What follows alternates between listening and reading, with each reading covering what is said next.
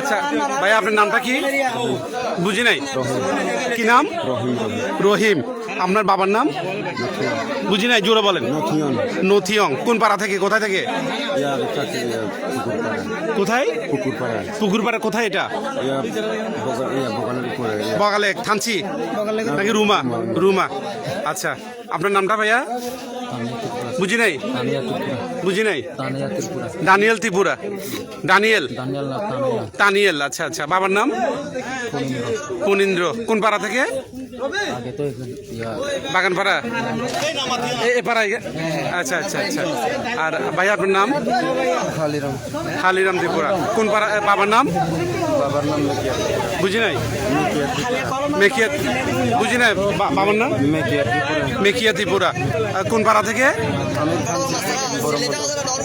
থানচি বড় মদক। আচ্ছা, আপনার বাবার নাম কি বলছেন যে? ফণীন্দ্র ত্রিপুরা।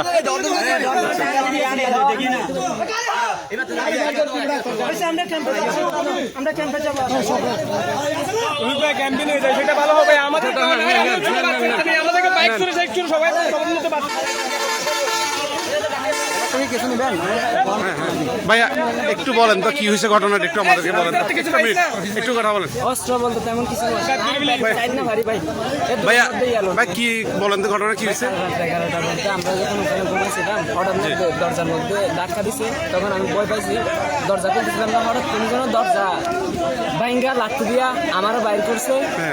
তারপর আমারও বাইর করার সাথে সাথে আমার ওখানে একটা ছিল, সেটা দিয়ে আমার ইয়া করে জি জি জি আমার বউরা অনেক মারছে ভাই। হ্যাঁ।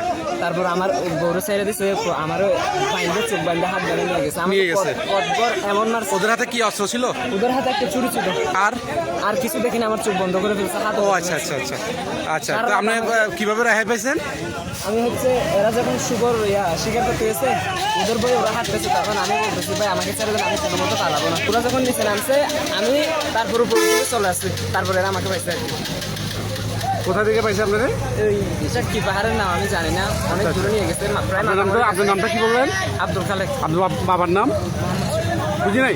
মোহাম্মদ শফিক। শফিক। গ্রাম? বদুচিরি। বদুচিরি। আচ্ছা।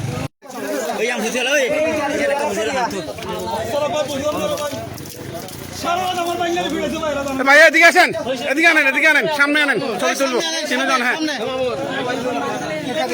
হ্যাঁ, আরো কাছে আসেন। হ্যাঁ।